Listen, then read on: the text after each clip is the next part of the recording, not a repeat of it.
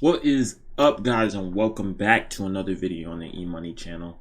All right, so today I know I haven't uploaded in a while, but I wanted to cover a few topics. The first being that I did not quit this channel, and the reason that I did not upload is mainly because I feel like the content is just way too generic.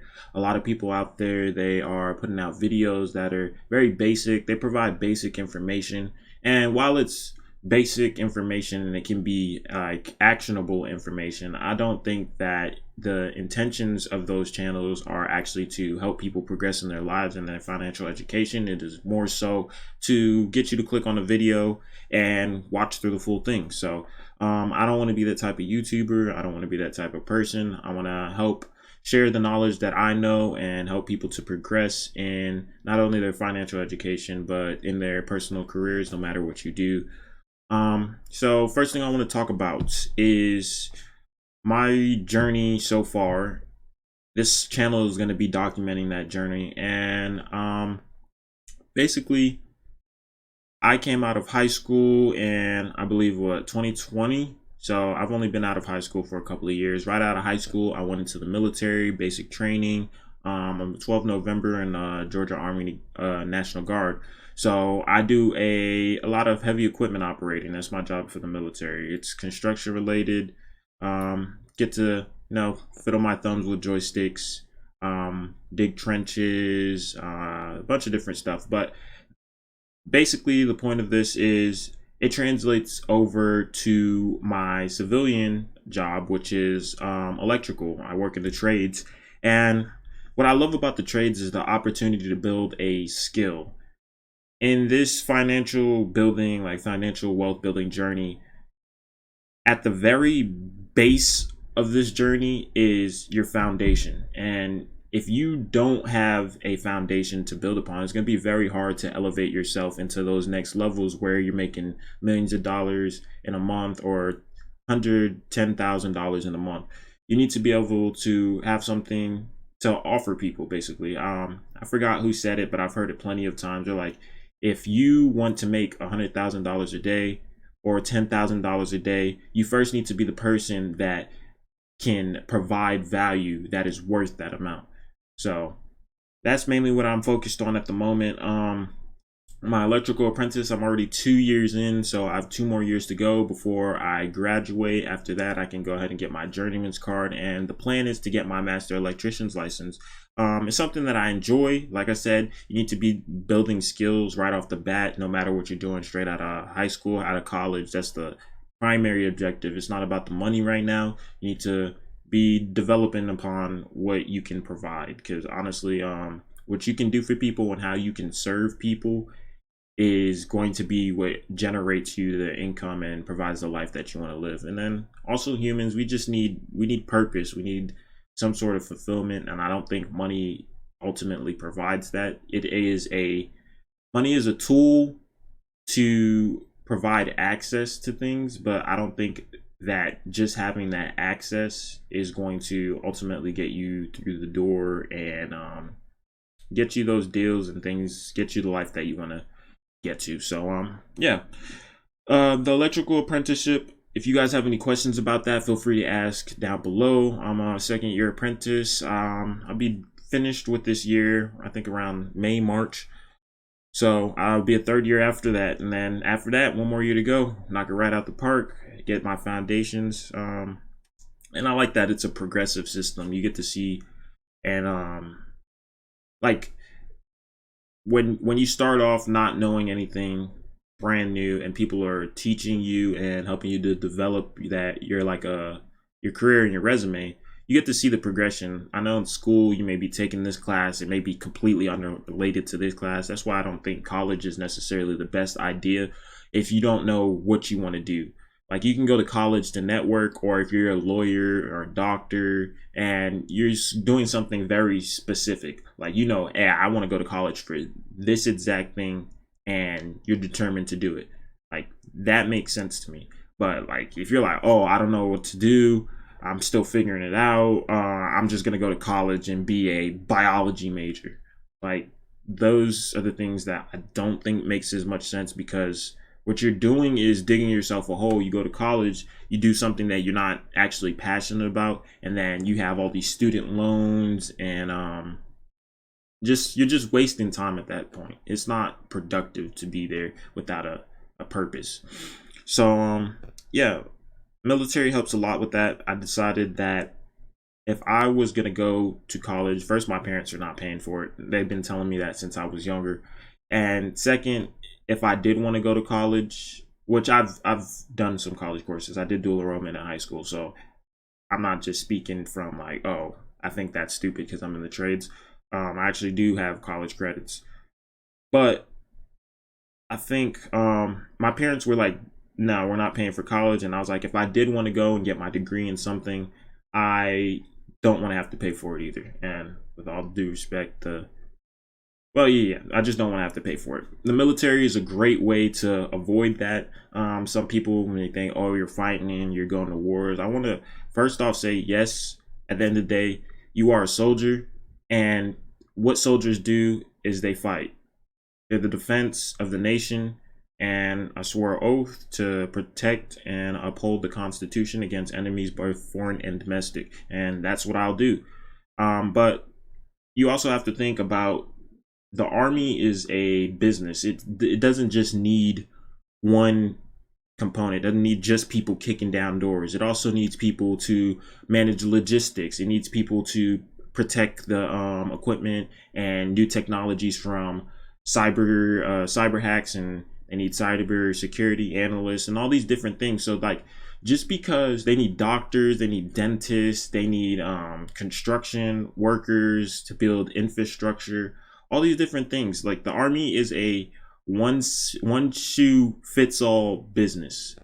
So just dismissing it because of the risk of a you may go to war for this and that, I don't think is logical, because there's risk in anything that you do. There's risk in, say, playing it safe and going to that McDonald's or that Walmart job.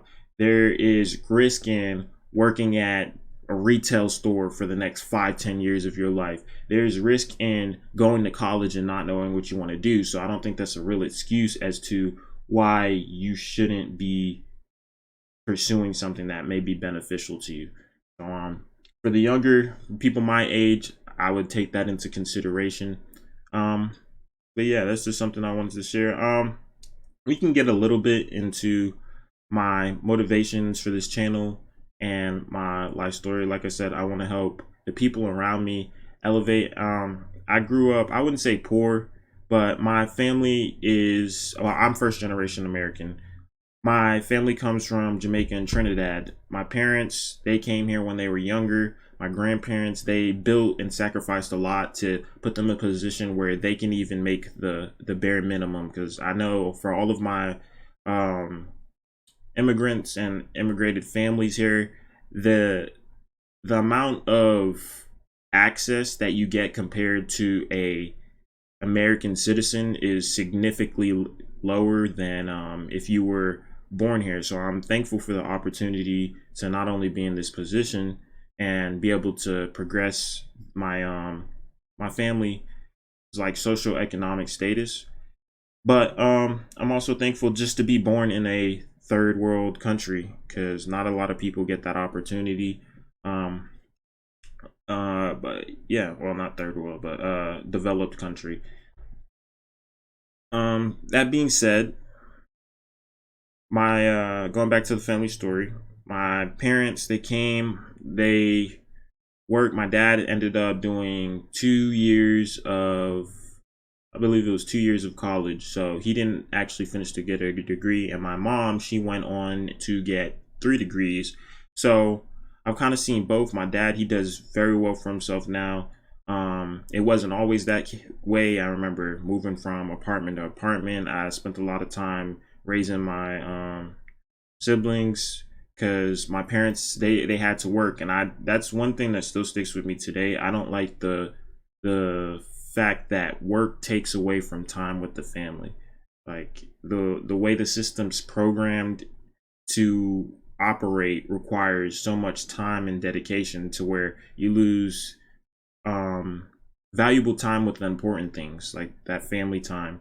And I don't want my family to continue moving in that direction, and I also don't want to create a family and put my kids in a position to where they don't see me, that I'm not able to go to their games and support them in the things that they want to do.